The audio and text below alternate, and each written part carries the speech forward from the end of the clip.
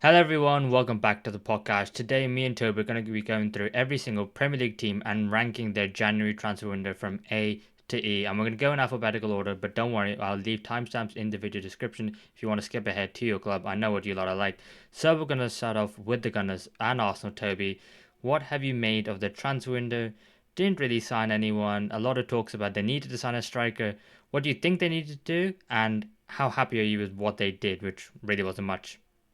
Yeah, maybe the story for a lot of teams this window and maybe even the league as a whole, pretty quiet, and Arsenal specifically, about as quiet as you can get. No incomings, only the one outgoing being Marquinhos on loan to Cruzeiro.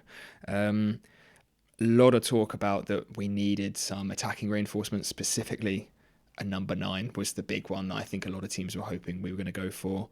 That Ollie Watkins bid, whether you think it was legit or just to please the fans, again, nothing really came out of it. More Sesko rumours, more Isak rumours, and ultimately nothing really in the end. So pretty disappointing. Is that fair to say? I think so, especially if you're an Arsenal fan. I think there's two things though to think of for transfers. It's one, do you have enough bodies? And then if you do have enough bodies, two, do you have the quality in those players? So I think first of all, I think Arsenal do desperately need some bodies. If you're competing for the Premier League and the Champions League this season, you think about the Gabriel Jesus injury up front. You think about the injury to Bukayo Saka, who's been out for a large part of the season so far. I think arguably Arsenal do definitely need a body. So to not even get the body, even in the short term, some alone signing someone like Matisse Tell, who we'll probably be talking about for several of these Premier League clubs, I think that was a disappointing one because I think you needed that. But then to also not get that striker that Arsenal so desperately needed, which they needed arguably in the summer. So getting them in January was actually something that they should have done in the summer. So just rectifying that mistake. So I think it has left Arsenal quite short, and I think it has left them likely unable to go about and get their objectives this season, which is either winning the Premier League or the Champions League. I still think they'll compete to so be in the title race for a long time.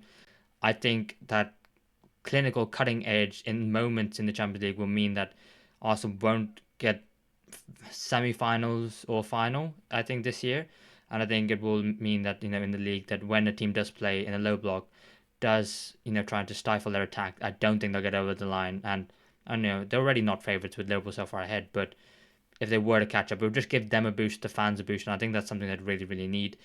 So I think it has to be a quite a disappointing window. Maybe I don't. I think C is probably par, so it's got to be maybe a D or an E. I'll let you have the final say as an Arsenal fan. I mean, where would you put them? I think with no signings and probably needing signings, I think there's a big difference between not signing anyone and not needing them. I think you could be a C and a D Hmm. with that.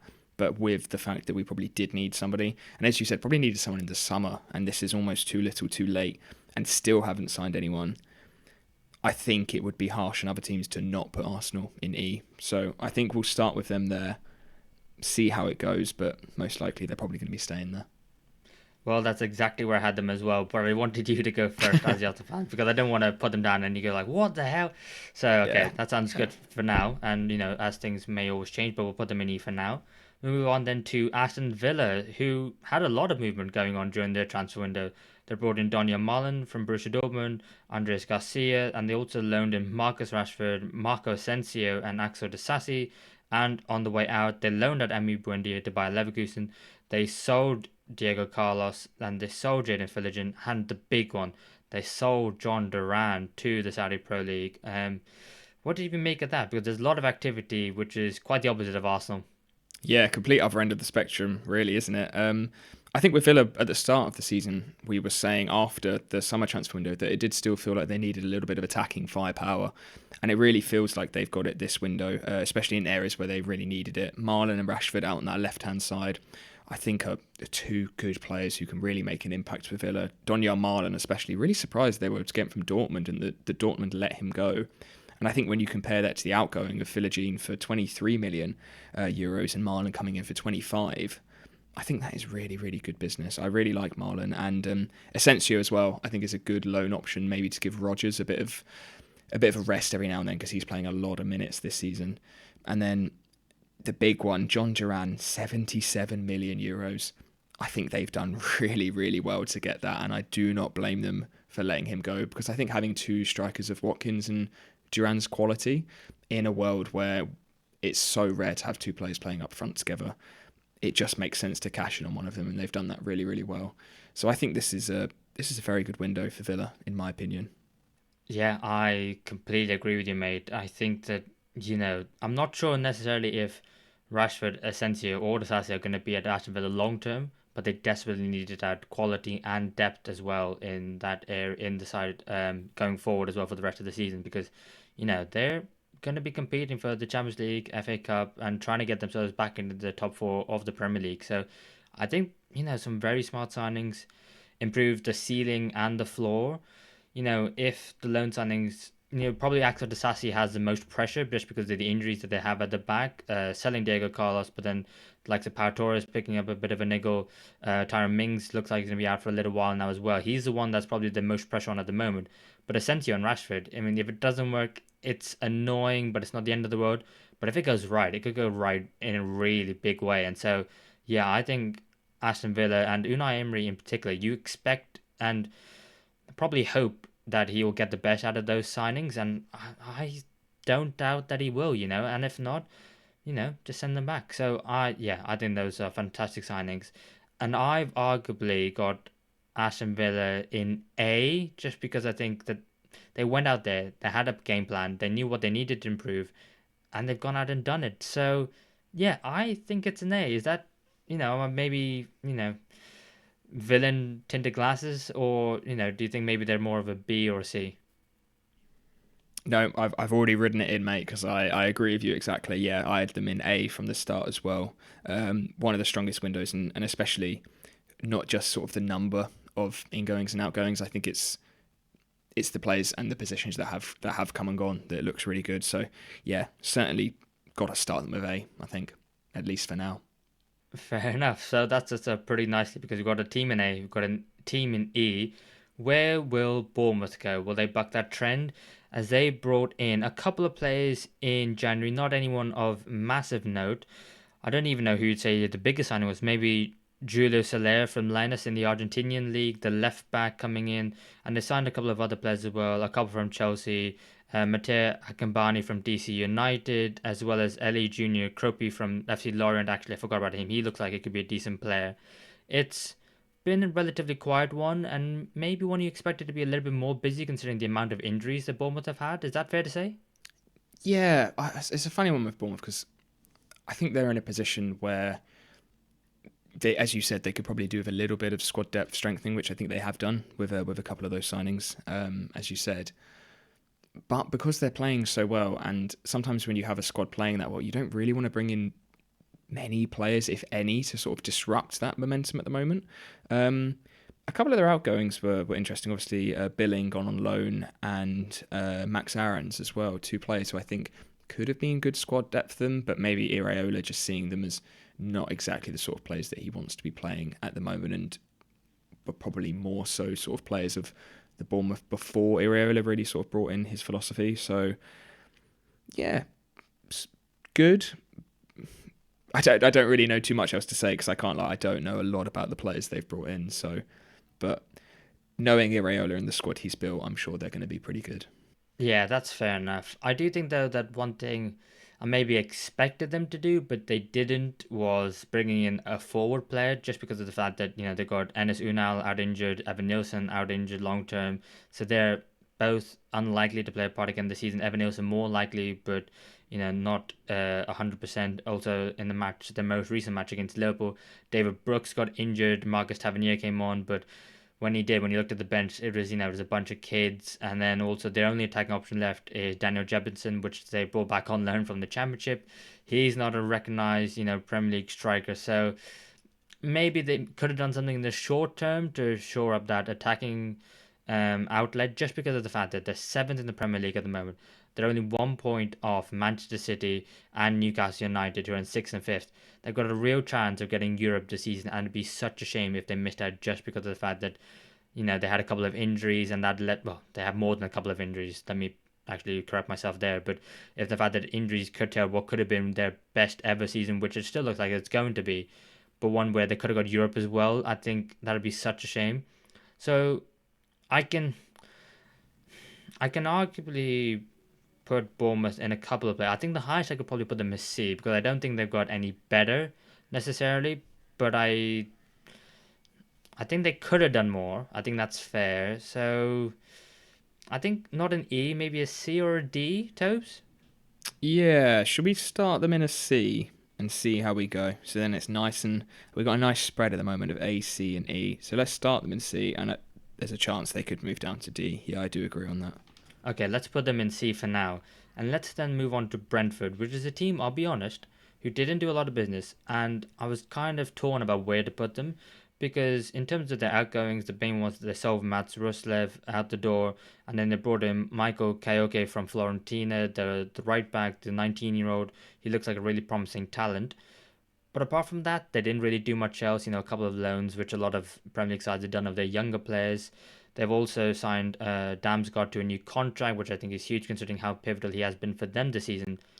But it's been very quiet on the Brentford front. And maybe when you got some bigger clubs looking at some of the star attacking players, like some Bremer, Visa, Schade, maybe a quiet one isn't the worst thing in the world. Yeah, I think that's a key point, and that's the thing I've got highlighted for Brentford's window. I think was holding on to Vissa and Buemo. Their two best players this season, their two best players for the last couple of seasons, absolutely pivotal to how well Brentford are doing, and firing off a lot of interest, especially for Vissa this window and from Forest as well. I was so surprised to see that news break that they put in a bid for him, considering how well Chris Wood is playing and how Vissa would sort of fit into that system, if at all, or if he was just going to be backup. And I think that's really good that Brentford and Vissa have stayed there and that he's able to sort of shine as the main number 9 in that side. So yeah, good to hold on to those. Not really too much sort of in and out. But again, whether they needed to, not too sure. A bit of a funny one, Brentford, for this, how to rank this one. Yeah, completely agree, mate. I think not only that, Kevin Schade also had massive interest from Borussia Dortmund because it looks like they were going to lose Karim Adeyemi. So, yeah, I think the fact that they've kept out of all of the star players, I think that's a plus. I would say that the left back slot is still a little bit of an issue. Aaron Hickey, who can play right back and left back, is still out injured. You've also got Rico Henry, who hasn't played a game of football for Brentford since September 2023 now. So that's, well over a year now. We're in 2025. Maybe they needed a left back considering they're playing Keane Lewis Potter there at the moment, who's doing a decent job, but, not an out and out left back. He much prefers playing in those wide areas further forward.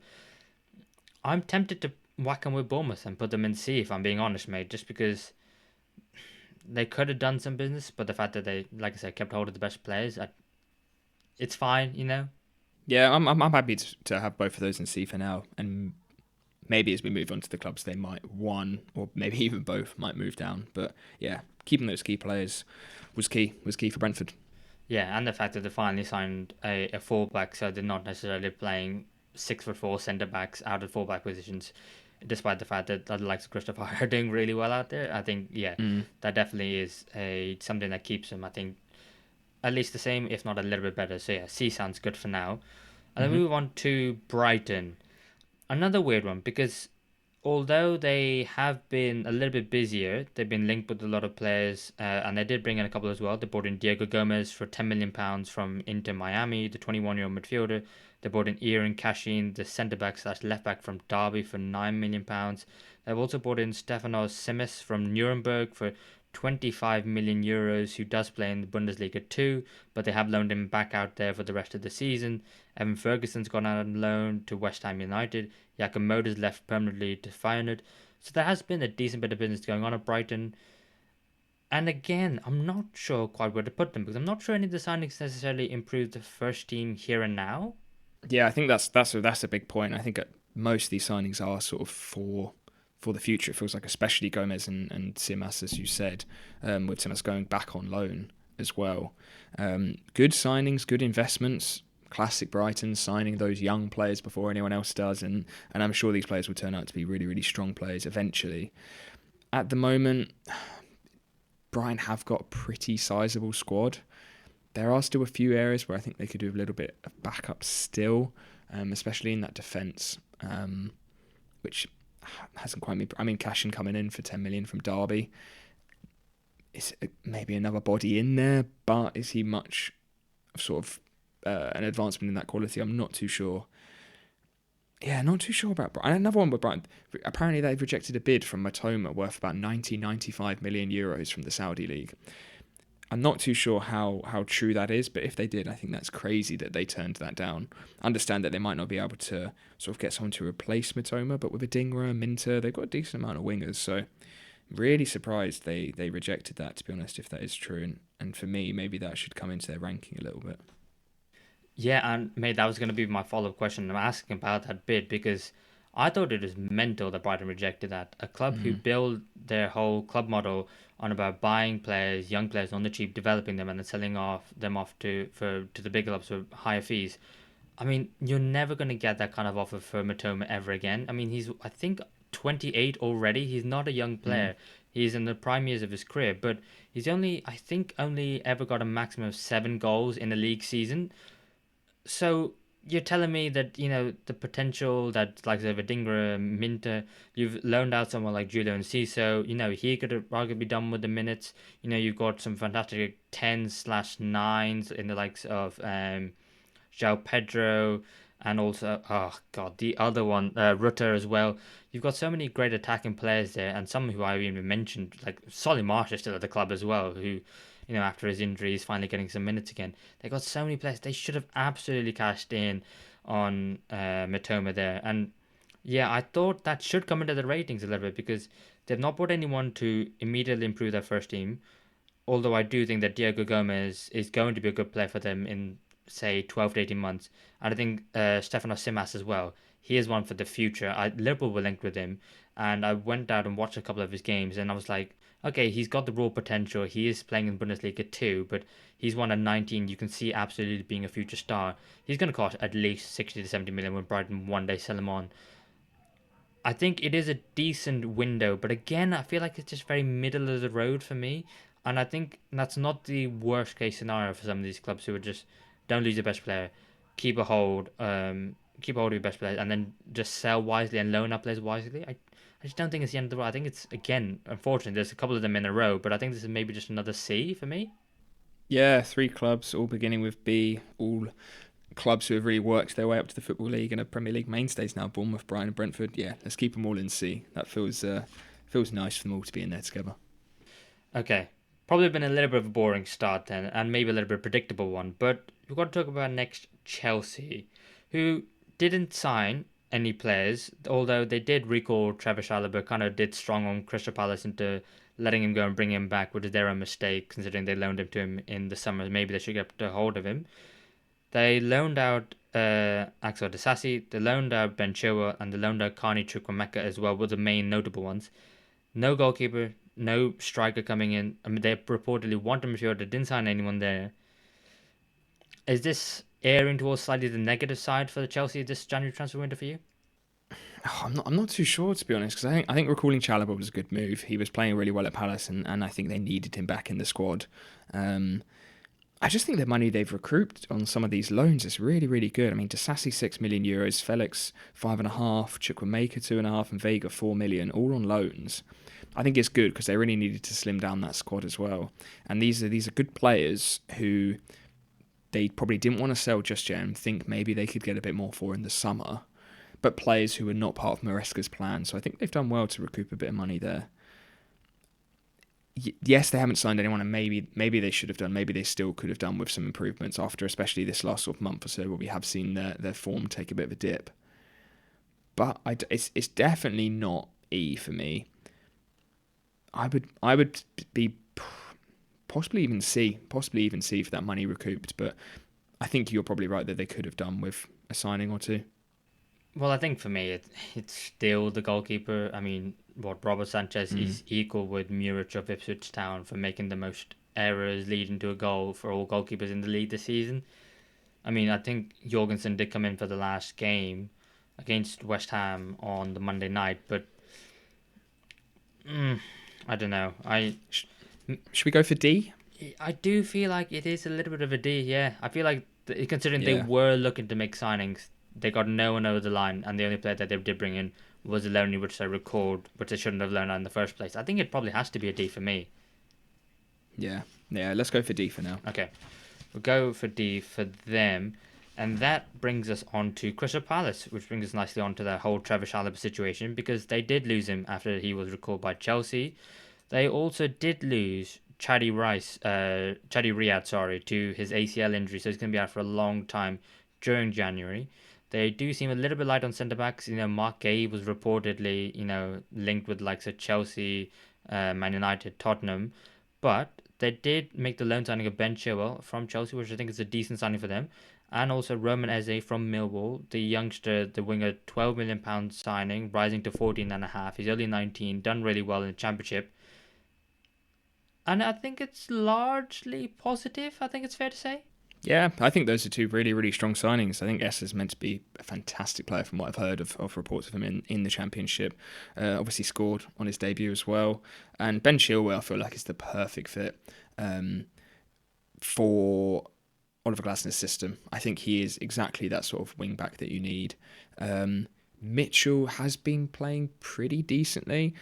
It still maybe doesn't feel like he has that attacking threat going forward that I think maybe Chilwell provides. So a combination of those two playing, obviously game dependent. I think if you're coming up against a stronger side, Mitchell is probably in there more for defensive security, but against one of the lower sides in the league, I think Chilwell could really do a job bombing forward on that left-hand side as Munoz does on the right-hand side.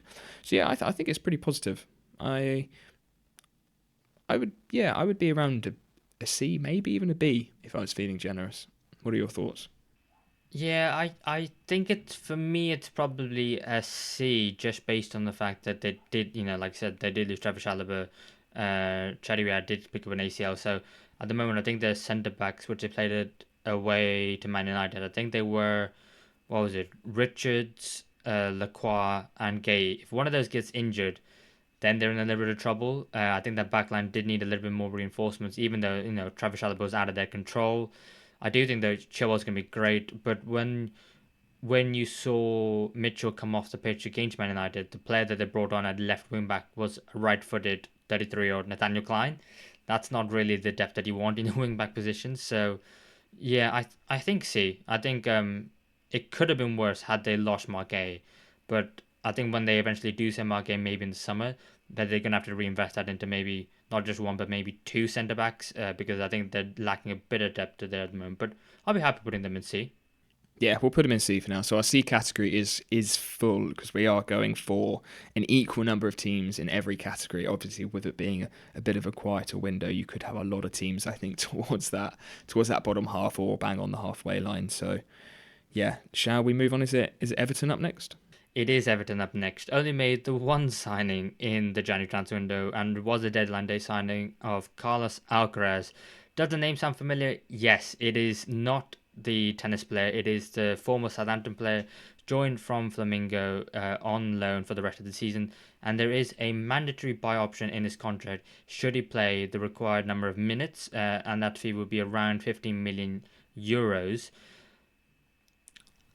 Probably need a little bit more Everton, but they are doing alright at the moment. But I guess that probably shouldn't mask away from the fact that they did need a few more bodies. Yeah, I like Carlos Alcaraz. I was really impressed with him when he was at Southampton in the Premier League last time, and he had a little stint in the Championship as well whilst he was still there. I think it's a good signing, but Everton probably could again, yeah, just done with a little bit more reinforcements.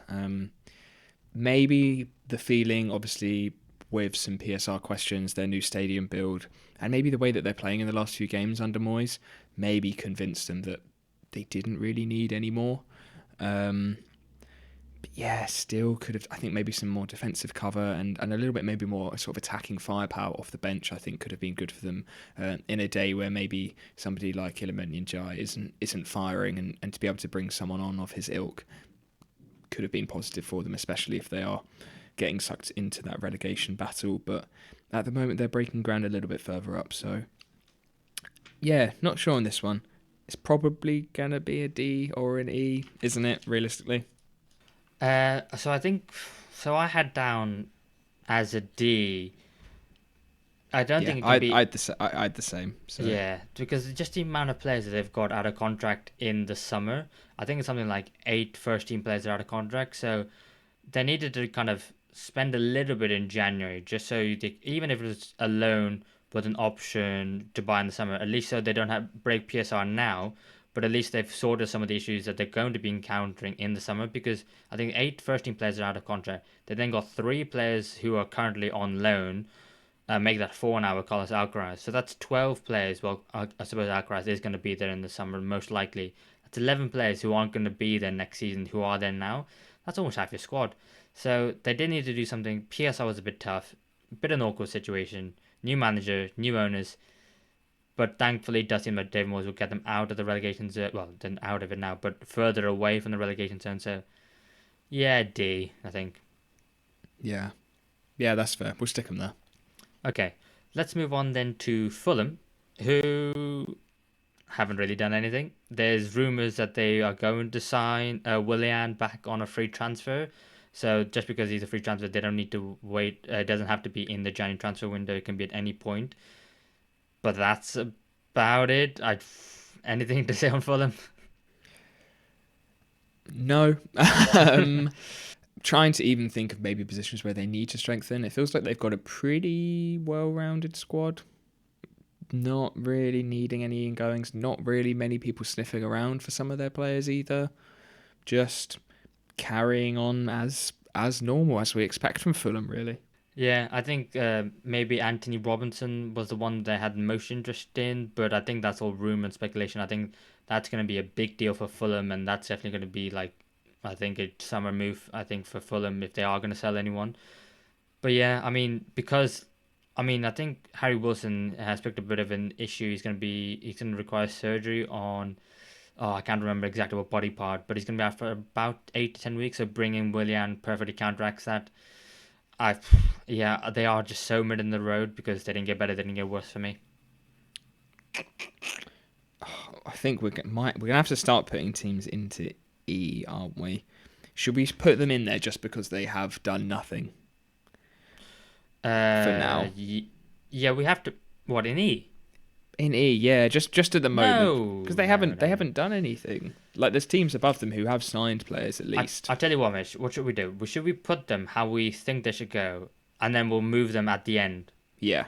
We'll definitely do some shuffling, but I think for now, just based on the other teams in the tier, because it's probably only fair. They probably will get bumped up eventually, but no. Put them in C for now because they're so C? middle of the road. No, Yeah, they did can't. nothing. I don't think they can go alongside Bournemouth, Brighton, Brentford, and Palace, who I think have all had positives out of the window at the moment. And Fulham have done that. For me, the highest they could go is D. But did they need to do anything? I still think they could have done. I think any sort of player bringing in is going to be a positive. I don't know, because then we're going to be talking about, and this is skipping a few teams, we're going to be talking about Liverpool later, and they don't need to sign anyone, and they didn't. So what are we going to do with them? We're going to put them in E as well? No, because Liverpool are obviously top of the league. I mean, with Fulham, they still have areas I think they could improve. But even then, yeah, again, with Liverpool, it's I think if teams have actually gone out and done business, then whether other teams haven't but don't need to, that doesn't necessarily mean that they couldn't have done. Should we go for a compromise and put them in D for now, and then we can move on? Put Fulham in D. Yeah. Okay. Because I don't think we'll have an issue with our next club, which is Ipswich Town, because they brought in Ben Godfrey on a loan from Atalanta. They brought in Julian Ciso on loan from Brighton and Hove Albion. They brought in Alex Farmer, West Bromwich Albion's first choice goalkeeper. They brought in Jaden Philligan from Aston Villa. And to me, I think in terms of doing as much as you can, in terms of making sure you try and stay up in the Premier League, they've done just about as much as they can. And in terms of even if they do go down, they still have an amazing championship squad, in my opinion, considering the players that they already have at the club as well. Dare I say it, I think they've had one of the better transfer windows this January. Yeah, I agree. I think they're sensible moves, as you said, and I think somebody like Philogene, somebody who we know has performed really well in the Championship, and yes, obviously signed to try and make an impact whilst they're in the Prem. But I think if they go down, he's the player who would stay, still perform well, and maybe help them get back up. And then Godfrey and Ciso, obviously two Prem level players, and Ciso especially really rate. And again, with these being loan signings, it's no sort of financial pressure for if they do go down. So yeah, I think it's a really sensible window, and as you say, they are doing about as much as they can. especially relative to the rest of the league. We know how difficult it is for teams who have just been promoted to really have the cash to do much. So yeah, pretty strong, pretty strong. Yeah. So I had Ipswich in A. I didn't have them in A. I had them in B. Okay, how are we looking for the slots in A and B at the moment? A just has Villa and B is empty. Okay, let's put them in B, Okay. and we can always bump them up. I Yeah. I personally think that if we're putting four teams in each category, that A slot is looking likely for Ipswich Town. So, Ipswich Town fans, if you're watching, make sure you stay till the end because there might be some revisions and you might be getting lucky. But I don't think that Leicester City will be getting very lucky because they are in a bit of a mess structurally at the club at the moment from top to bottom. They sold Tom Cannon for a £10 million fee, which could rise even further than that to Sheffield United in the Championship. They only brought in one player on a permanent deal, which is Wael Koulibaly from Parma. He is a 25-year-old French-footed right back slash left back for a fee of £3 million. They need to do a lot more. They didn't. They're probably going to get relegated. It wasn't a great January for them, was it? Or them or Ruud van Nistelrooy. Yeah, certainly wasn't. And there was some sort of rumours of grumbles from Ruud van Nistelrooy being promised that he was going to have money to spend. 3 million spent. That's not much. Not much these days at all. Maybe in the back of their mind, thinking if we are going to get relegated, this is a big risk with PSR, with everything. If they go out and spend even 20, 30 million, that's potentially 20, 30 million on a decent player that may move on if they go down to the Championship or may need to be loaned out to sort of reduce that wage structure. But yeah, they did need something. They did need some firepower because at the moment it's looking like all three promoted teams are going to go down. And yeah, so far Ipswich doing a lot more than them to try and hold on. So yeah, it's going to be down towards the bottom of that tier, isn't it? Well, yeah, I mean, think about the fact they sold Tom Cannon for £10 million.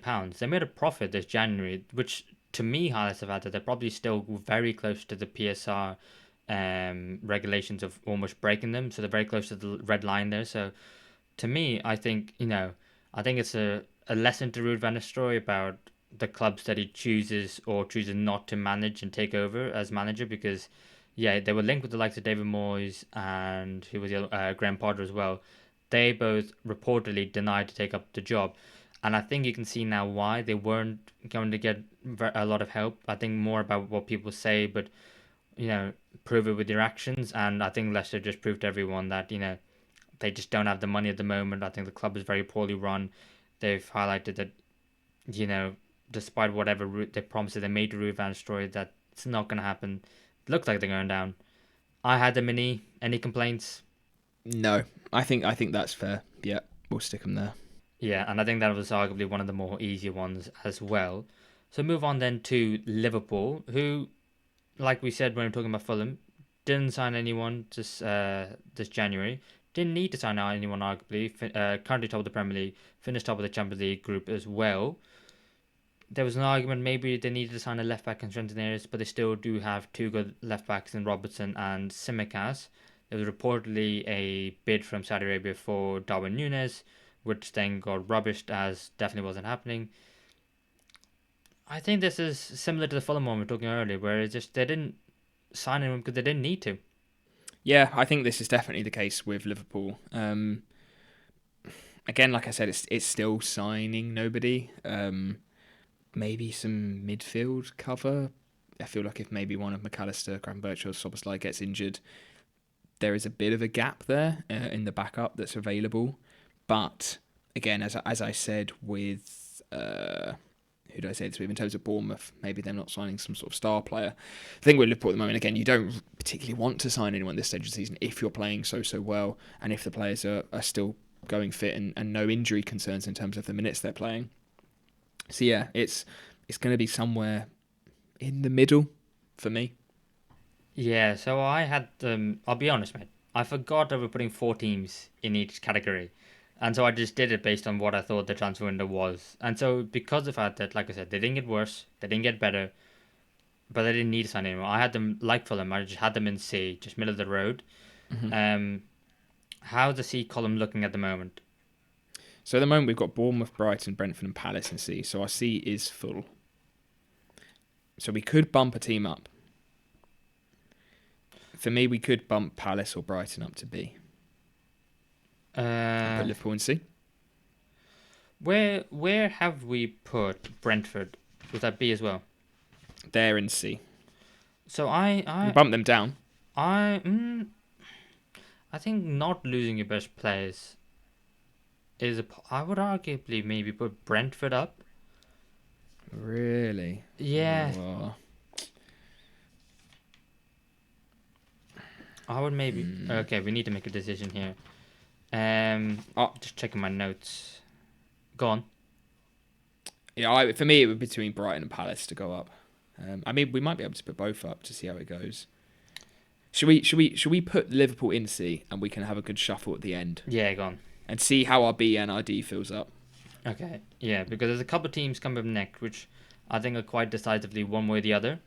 Yeah, Um, I agree. okay, so we'll put them there for now, and then we'll talk about Hmm. Manchester City, who spend more money than I think. I think they spent. I think. Oh, what's the stat? I think they spent 44% of all the money spent by Premier League clubs this January transfer window. And to be honest, considering their standards, they needed to. They brought in Claudio Echeverri from River Plate, which is a deal that was done in the summer, and he's only just joined them now. This bought Kusanov from Lens. They bought Race from Palmeiras. They bought Nico Gonzalez from Porto, and they bought Omar Mamouche from Eintracht Frankfurt. Kyle Walker did leave. He was a big noticeable departure who joined AC Milan. What have you made of that? Because they spent a lot and they went heavy this January. Yeah, big signings. I think Gonzalez from Porto is a huge one and is potentially that not Rodri replacement, but that Rodri backup or somebody who can potentially even play alongside Rodri. I think he is somebody who could really do that job and is a different mould of midfielders, obviously besides Rodri than they have at the club at the moment. Marmouche is a really good, exceptional player in the last year or so. Um, and that Julian Alvarez placement, again, they've been crying out for. And some good defensive cover as well, because that's been a big issue for them this season. The only maybe slight negative is it doesn't feel like they particularly have a Kyle Walker replacement or any sort of natural right backs. Obviously, Rico Lewis and Mateus Nunes are the players playing there this season. But if you could do a little negative, it would be that. Other than that, super strong window. They've gone out and made a statement to the league, and they really needed to.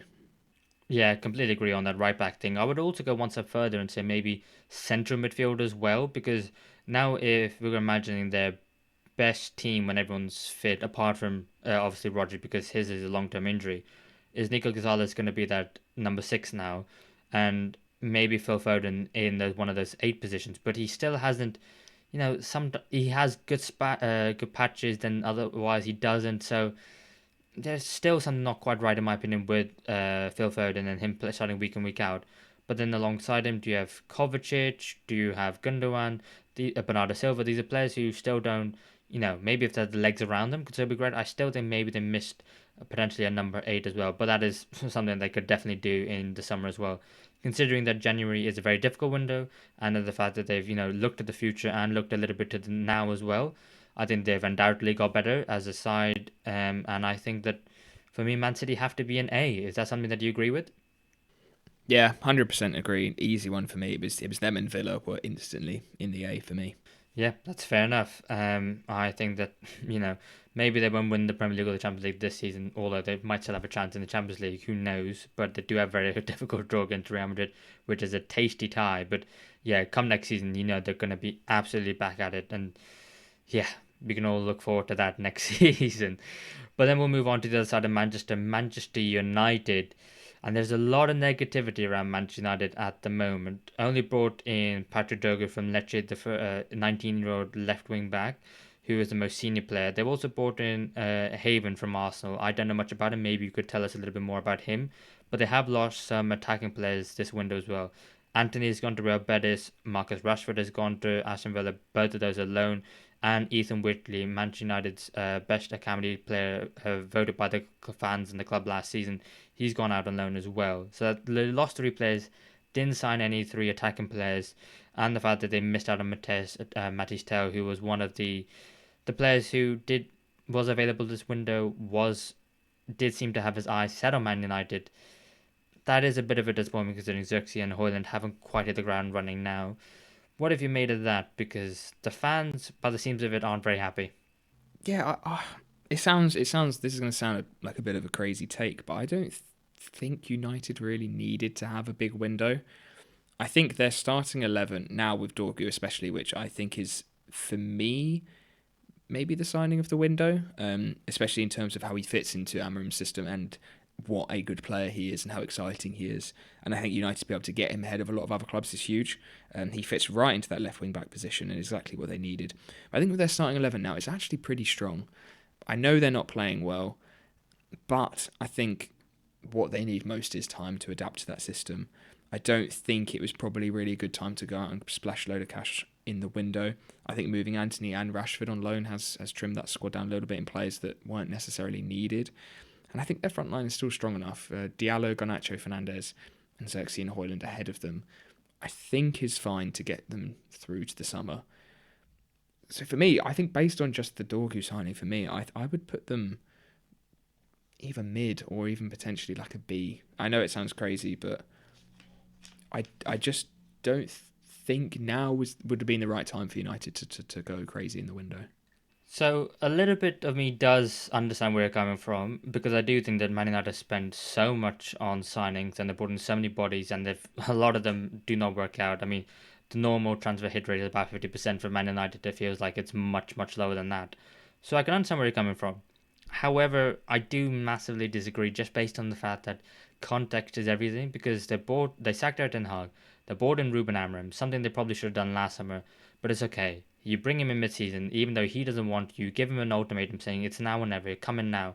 He joins the club, leaving Sporting, which he was doing incredibly well at, and then you don't back him in the transfer window. I mean, you take away some of his attacking options. Yes, some of them he didn't necessarily want, but I do look at that squad, and I think it's weaker considering some of the injuries they have as well. I mean, just in the last game against Crystal Palace, they lost Martinez. He's done his ACL now. He's going to be out for a long period of time. So his centre backs are going to be what Delit, Maguire, Euro, but Euro's only just a young kid and he's only just come back from an injury. So who's your backup? Lindelof, who's out of contract at the end of the summer, or Johnny Evans? Not entirely inspiring. Maybe you could play Mazraoui there, but his Dalot, the first right wing back. Where does Bruno Fernandes actually fit? Is it in that midfield too, or is it further ahead? If it's further ahead, he doesn't necessarily have the pace. But if it's in that midfield too, do you trust him defensively? Kobe Mainoo was playing in that number 9 position against Crystal Palace. I think yes, Amarim is tweaking his squad. He's trying to figure out what's best for him. But I think there's still a lot of question marks around that United squad, and I think they missed out on an attacking player. Definitely, if you learn that Anthony Rashford, get tell he wanted United, that was massive. I had them down in E. I'll be honest with you, mate. E. Oh no, Yeah. I can't. I could not put them down there. Yeah, I had them. I had them in B or C. Well, who's in D at the moment?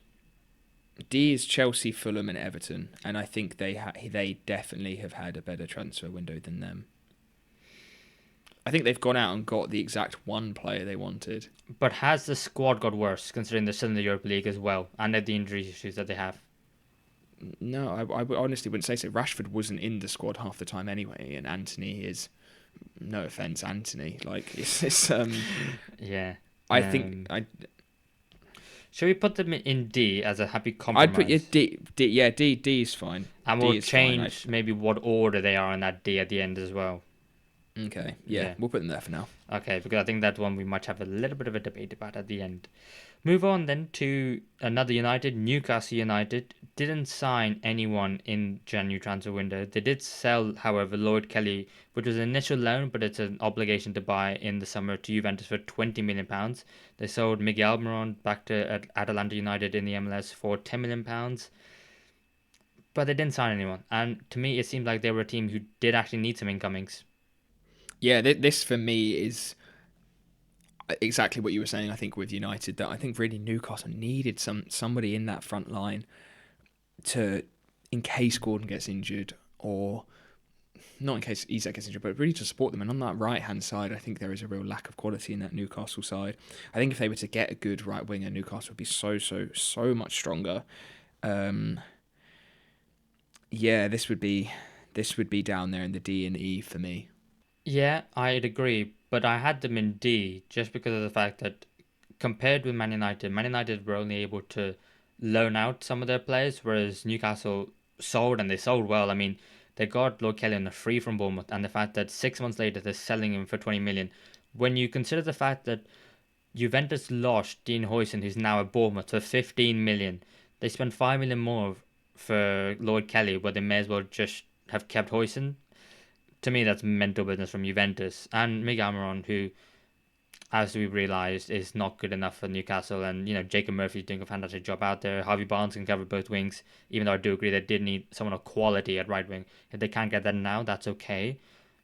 I had them in D ahead of United, who I personally put them in E. But what do we do about them now? I just think that. What about Everton? Did you have them in E initially? I think I had Everton in D, but we could move them down to E. Could we move them down to E and put Newcastle in D on par with United? Yeah, let's do that for now. Let's move Everton down to E because that one signing wasn't enough, even though I think he's going to be a good signing for them. But they need more. But again, context, PSR, who knows. But yeah, I'm happy to put them down in E. Okay, yeah, this is getting tougher now. Let's move on then to Nottingham Forest, who didn't do a lot, which is a change for them, but maybe shows how well they're doing so far this season. They loaned in Joel and Dola from Manchester City. They brought in Wayne Hennessy on free transfer, who I think was previously at the club as well. They brought in Tyler Binden from Reading, the centre back, who I'm very excited about because I think he's a quality player. I've been eyeing him up for a little bit. Maybe he's not sure about his quality for the Premier League right here, right now, but he's definitely one for the future. And James Ward-Prowse coming back on loan from West Ham United. For me, I thought they didn't get any worse. They arguably bolstered some areas, maybe needed a forward. Had them pretty middle of the road. Yeah, this is a really similar situation to Liverpool for me. Didn't really need to sign anyone. Probably shouldn't have signed anyone. Nottingham Forest, we know, have a very big squad. And again, you don't want to disrupt that momentum the way that they're playing at the moment. So yeah, this would probably be a C for me. And that category, this could be a sixth name in there if we go for that, if you agree. So okay, so who else is in C at the moment? We're going to have to bump a couple up, I think. Who's in C at the moment? Bournemouth, Brighton, Brentford, Palace, Liverpool and Forest. So I'd say not Fulham, not Liverpool, and maybe Forest, because they didn't get worse. They got better, arguably. More squad depth. Sorry, not more squad depth. Actually, it depends. They let go James Ward-Prowse, but they weren't using him. I'll be looking at some of the other ones. I'll be not sure about Bournemouth. Maybe Brighton. Maybe we could bump Brighton up. Should we just keep it as it is, and I think we'll go at the end and see how full A and B gets, because it honestly could be the case that I think Ipswich get moved up to A at this rate. Okay, let's even there and we'll do it at the end. To one which I really don't know what to think about, to be honest with you, mate, and that is Southampton. Brought in Wellington from Sao Paulo, brought in Kai Samdi from, I don't even know how to say the name of the team, so I'm not going to bother. There's another guy whose name I don't even know how to say. Maybe it's a little bit disrespectful, but I don't think Southampton staying in the Premier League. I looked at the signings, wasn't really inspired. Not sure they're going to do anything now. Not sure they're going to do anything in the Championship. I had Southampton in the, I'll be honest. Yeah, I did as well. I think it's probably sensible from Southampton, to not go out and spend loads of money, because I think they do also know that they are going down at this rate.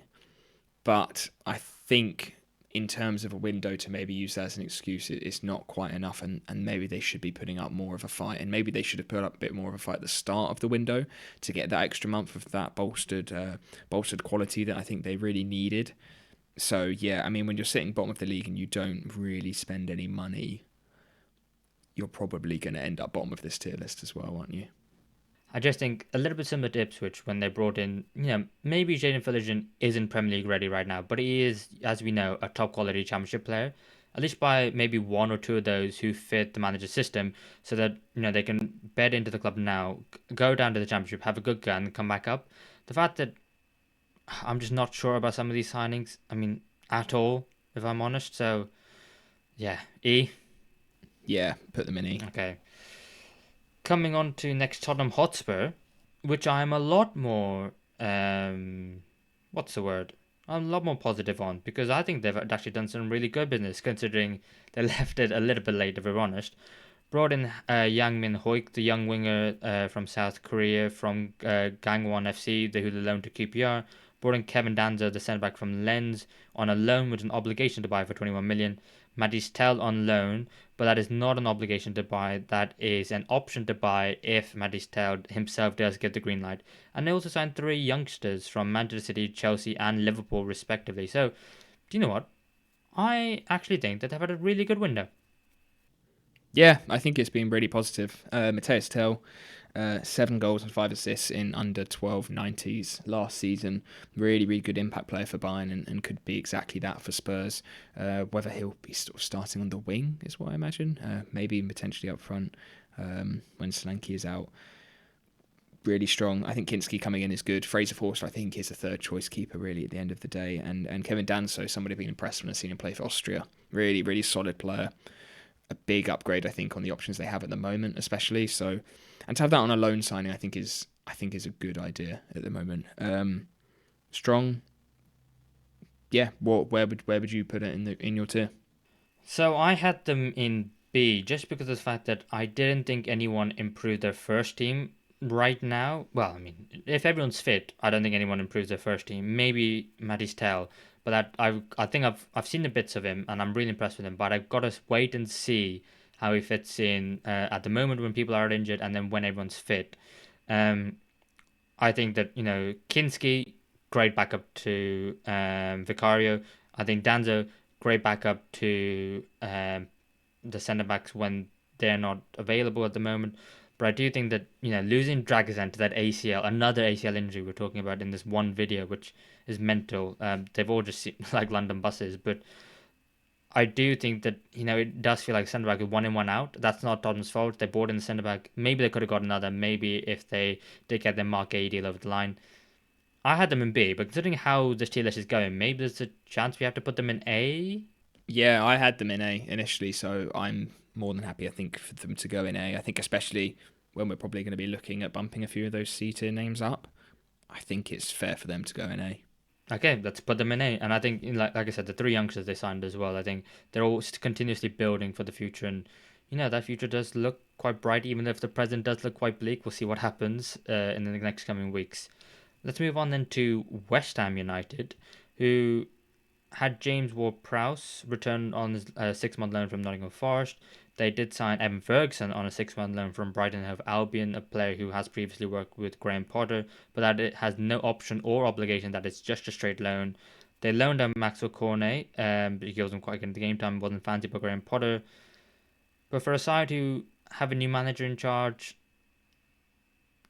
maybe a lack of arrivals was a little bit surprising. Yeah, I really like the Ferguson loan. I think that's going to be a really good asset for West Ham to have, and we've said it feels like we say every season that West Ham need a striker, and somebody like Ferguson, I think, is somebody who could really bring in the players around him as well, like Paqueta and Kudos and Bowen. I think they will benefit a lot from having him in that side. He's that sort of player. Um, Especially, obviously, has a good relationship with Potter. Obviously, from Potter's time at Brighton,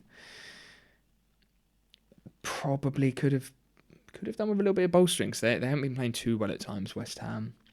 This is a weird one. I don't really know where to put them. Yeah, I know what you mean, mate. I mean, at the moment, they're 24 matches played, 27 points, I think it is. So they're not going to get relegated, if we're being honest. I think with Evan Ferguson, it's one where Brighton are the real winners because he needs to go get game time. With Mikel Antonio suffering a horrible injury, we wish him well. Also, with Nicholas Falco out for the rest of the season, he's going to be starting week in, week out, but he's only started 2 matches this season for Brighton. So he needs minutes. He's not necessarily match fit for all we know. And West Ham are probably hoping he hits the ground running with no guarantee that he is going to do so. And it's more that, that it works in terms of Graham Potter was his previous manager. He got the best out of him. Can that work? The thinking is great. In reality, if it's going to work, I'm not sure. I'm excited to see how James Ward-Prowse reintegrates into the West Ham side and where he fits in under Graham Potter. I think I think they probably could have done a little bit more. So I would be looking C, D, or E. Well, I'm not even sure it's an E really because I don't think they got worse, but I suppose their requirements were quite high. Yeah. Well, our D, our C, D, and E are all full. So should we do a bit of a shuffle? Should we put Ipswich up to A? Are Ipswich in B at the moment? Ipswich are in B at the moment. Okay, let's move them up to A. And should we touch on Wolves quickly, and then that's all of us done, and then we can really sort of fit these in, I think. Let's do it. So the last team is Wolverhampton Wanderers, who made a couple of signings. They signed Emmanuel Agbadou from Stade Rennes, the centre-back. They signed Nazir Djidja from Red Star Belgrade, and also another centre-back. They signed Marshall Muntiza from Reims, who's a centre midfielder, looks a very good player. And obviously the big one, which wasn't a signing, but they kept Matheus Cunha and got him to sign a new contract, new 4.5-year deal, probably with a release clause in the summer. But I think in terms of they needed centre-back support too, they arguably needed a midfielder, they signed one, and they kept a hold of the best players, and Matheus Cunha is that at the moment. So I think they're looking at the upper echelons of this tier list. Yeah, I agree 100%. 50 million euros spent, which is more than all of the promoted sides combined, which I think probably sort of summarises that gap between them, and it's exactly what they needed to do, exactly what they should have done. Kept hold of Cunha for now, at least till the summer, where they'll get a lot more money than if they got rid of him now. So yeah, I think this is a good window for Wolves. I would go B. What about you? Well, it depends. I can't see this. Do you have space in B? B is empty, so we got space. Wow. Got space. Yeah, put them in B. Okay. Right. So at the moment, shuffling around. In A, we have Villa, Spurs, City, and Ipswich. I think that's locked and confirmed, really, isn't it? Yeah. In B, we currently just have Wolves. In C, we've got a lot of teams. We've got Bournemouth, Brentford, Brighton, Palace, Liverpool, and Nottingham. I think what this would be my suggestion. Okay. Is that we move 3 of those up to B, and West Ham go into C. Okay. Which 3?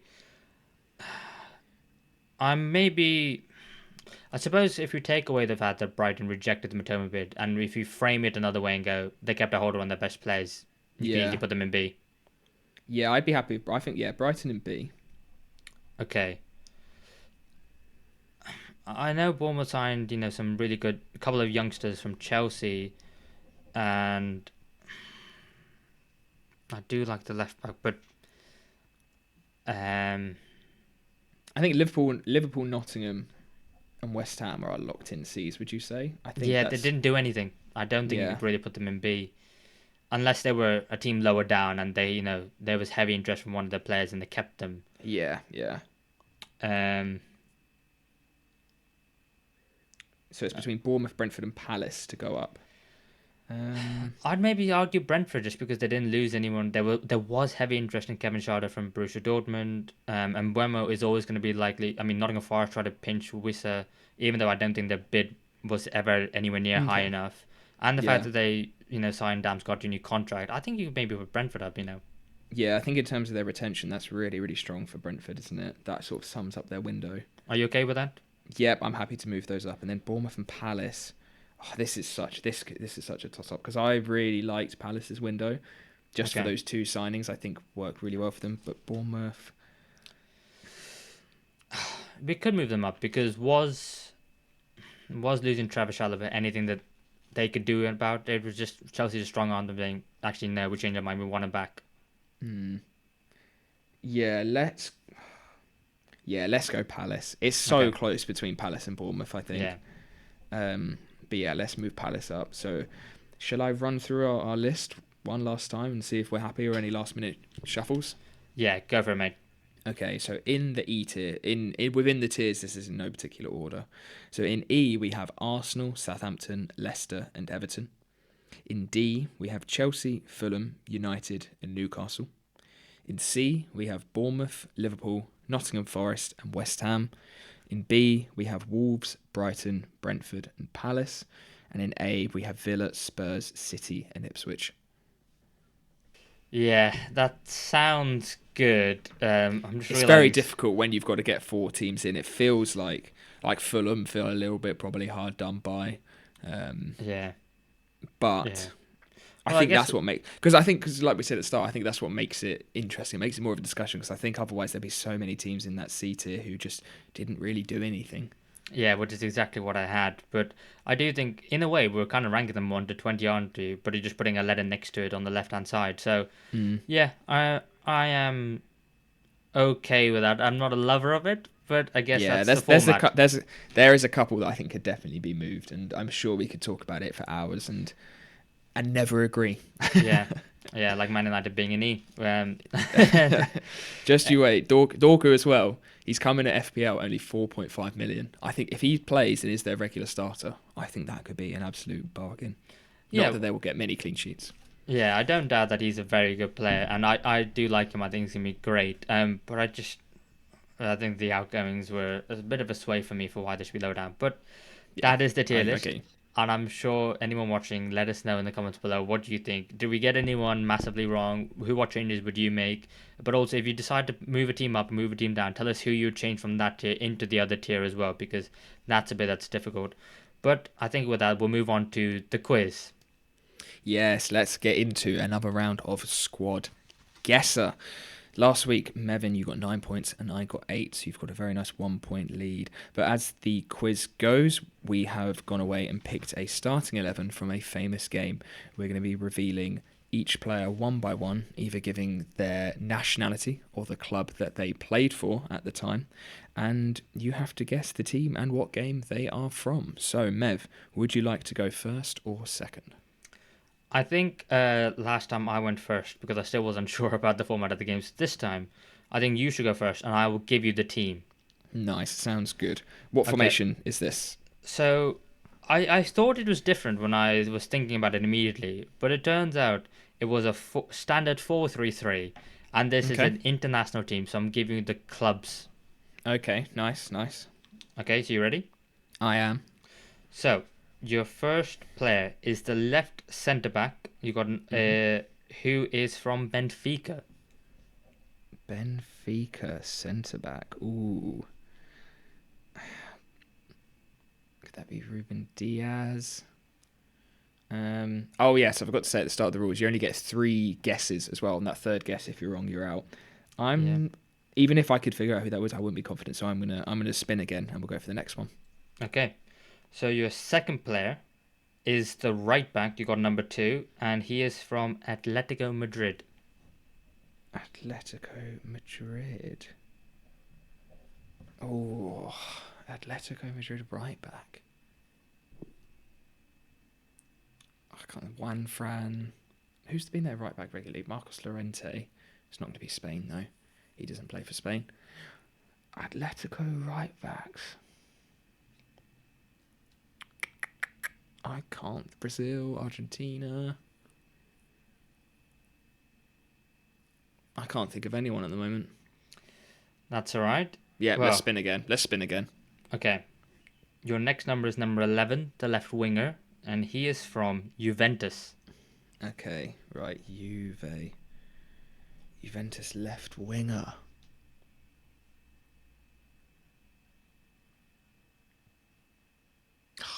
Could it be Portugal? But I don't know what game, if it would be. And Cristiano Ronaldo is normally playing up front. What other left wingers of Portugal? Juventus had Quadrado, but then the Atletico right back, that doesn't work. Left wingers at Juve. It's not going to be Italy. Oh, this is tough. I'll just give you a hint. Remember, it's a national side as well, so some players, might be playing out of positions as well. Yeah.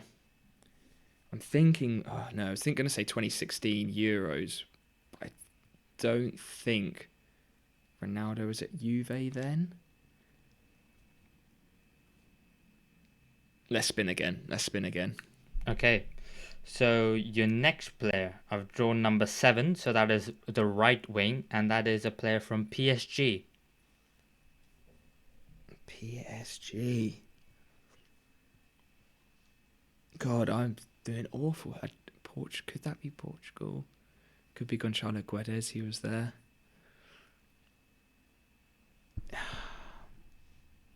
Could it be Di Maria?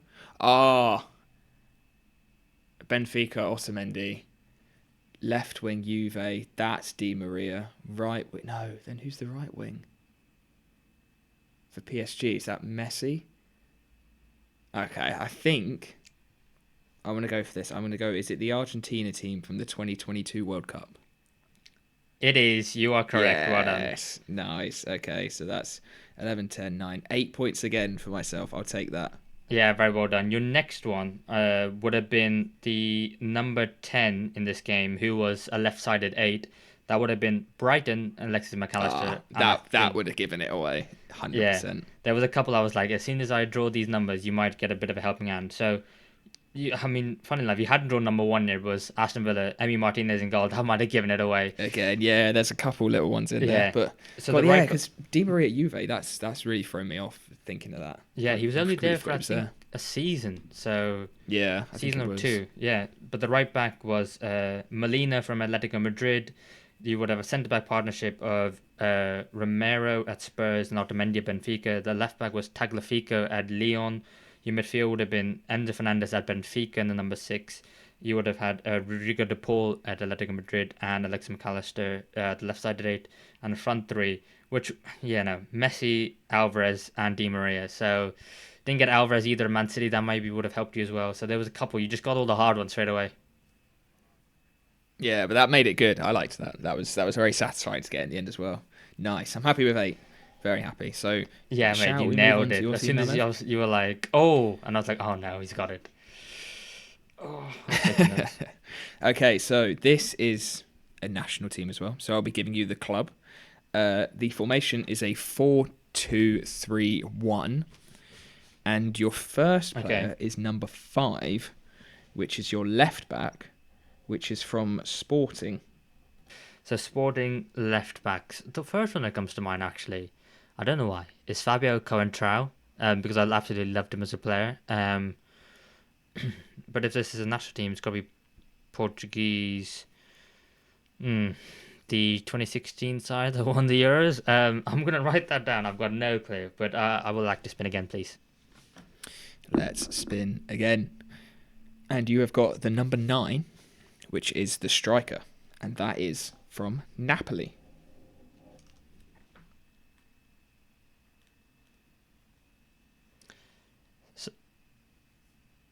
Sorry, mate. Could you say that again? My Wi-Fi's playing up a little bit. Hello? Napoli. Oh, yeah. No worries. Yeah, Napoli. Yeah, Napoli. What the hell?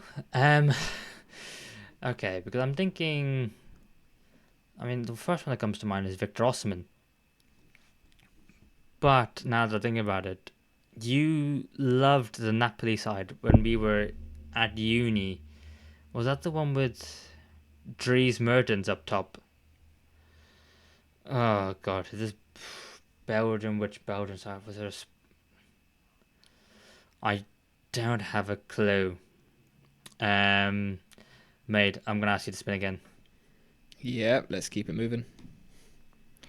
And it's done number 9 again. I didn't remove it, so we'll spin again. And it is number 7, which is one of your centre mids in the 2, and they are from Lazio.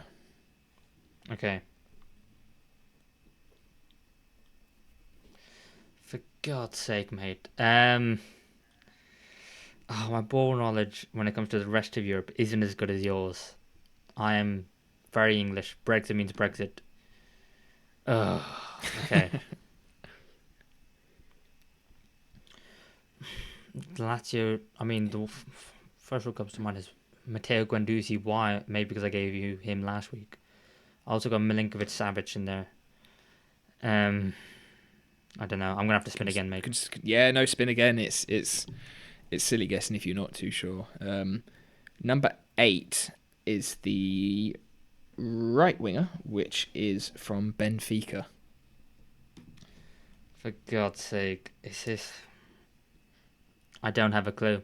I'm just going to have to ask you to spin again. I genuinely have any guess. No, we'll keep it moving. Oh, this isn't going to help you either.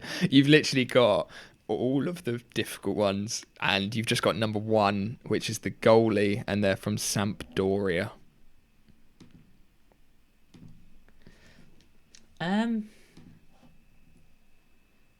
How does that help me? Do I know any Sampdorian goalkeepers? I think there was one who was like 6'1", had a terrible haircut, and had a weird. I was about to say, but a weird looking moustache. I was about to say something else. I He had was. no idea this guy was at Sampdoria at the time. I thought it was a completely different side, which Oh, I think he moved to like pretty soon after this so game. I think so. I was thinking a recent Italian side. Um, do you know what? I'm gonna have to ask you to spin again. I don't know. Yeah, no, you have been shafted by the wheel. Okay, this might help. Number 3, which is the right-sided centre back, which is from Manchester City. Okay. Right-sided centre back, Manchester City. Let's go through the years. Okay. At the moment, Stones. No, can't be English. Akanji. Could it be Switzerland? Okay, we're gonna move on. Stones, Akanji, Diaz. Ugh. Could be Portugal. Who's the striker? Who are the other centre back? Ake? No, they don't have a Dane. Company, Otamendi, Demichelis. They had Nastasic for a while. I don't know. I'm gonna have to ask you to go again. Yeah, we're going again. No, it's all good. Okay, you have got number 7 again. I forgot to remove it. Spin again. Number 10, which is your central attacking midfielder from Barcelona. Okay, but I still don't know who it is. I'm gonna go I'm gonna go so far. I'm gonna get the entire team, and I'm not gonna know who it is, aren't I? Um, I'll who give you a could clue. Oh, You wait, did. wait! Oh, Don't say anything, okay. because I think that that I think this is a Spain side, because there was a centre back who was Spanish from Man City, whose name I feel like I should know, but I can't remember. Was there Jose Callahan at Napoli, who I think was more of a winger? But which Spanish side would this be? Because I'm going to put out a guess out there. A Spanish goalkeeper for Sampdoria. Could it have been David? No. Actually, never mind. I'm gonna. I was Actually, just tell going me to say, what. you've said the Man City centre back. You said them. Oh god. Okay, it is Martin Demichelis, which means that. No, was he Argentinian? No, Demichelis was Argentinian. Was he? Spanish? Argentinian? Oh, I don't know. Kind of spin again. Spin again. Is number 4, the other centre back, which is Zenit St. Petersburg. Oh, I don't know, mate. I'm gonna spin again. Okay. So you will have a free guess on all of these players left. I'm pretty sure because there's 3 left. So number 11, the left winger, is PSG. Who the hell could that be? Could that be Neymar? Could be. Could be Barcola. Could be. I'm gonna spin again. No guess. It's a free guess. Well, what do you mean? Don't I get 3 guesses at the end if I get the entire team? Oh yeah, you can use them all in one go. Yeah, that's Yeah, fair go enough. on. I don't know Number this 2, the right back, is also Man City. So it's got to be Argentinian. It's got to be Demichelis and Zabaleta, right backs. Right back and right centre back. Who was an Argentinian at St. Petersburg? Which Argentinian side? Oh, they made a World Cup final, didn't they? In something 20. They played France. No, they made a World Cup final. Oh, a semi-final. Or Come on, Mev. Let's hear the answer. so wait, an Argentinian striker up front for Napoli. You're really overthinking this. You literally have the answer. What? You've basically said it. Well, the one I was about to say just now. So I'm gonna say it's, I don't know, Argent. It's not even Argentina, is it? No, it Um, is. You literally have it. You have it. Just say it. oh, is it Argentina from the 2014 World Cup? Yeah, it's the team that lost the 2014 World Cup final. Well done, mate. So that is 11-10, 11-10, 9, 8, 7, 6, 5, 4, 3, 2 points. Just You run through had the that team. so early. You had that so early with Demichelis. You should have gone for that. Just run through the team for me. So it's Romero in goal from Sampdoria, Oh, Zabaleta and Demichelis, as you said. Ezekiel Garay from Zenit at left centre back. Marcus Rojo at Sporting. The centre mid you didn't get was from Barcelona, which was Mascherano. And then it was Biglia from Lazio. And a front four of Enzo Perez from Benfica, Messi from Barca, Lavezzi from PSG, and Higuain from Napoli. oh, 2 points. You did get, what was it, the four toughest names literally off the bat. And then when you got Man City and you said Demichelis, I thought, oh, okay, you've got this. But I think you just doubted yourself, Mev. Higuain, Lavezzi, yeah. All right, that's the end of Two the Argentina podcast. teams. I am not leaving that in the episode. That is being edited out. Thank you for watching. It's been long enough. See you in the next one. Bye.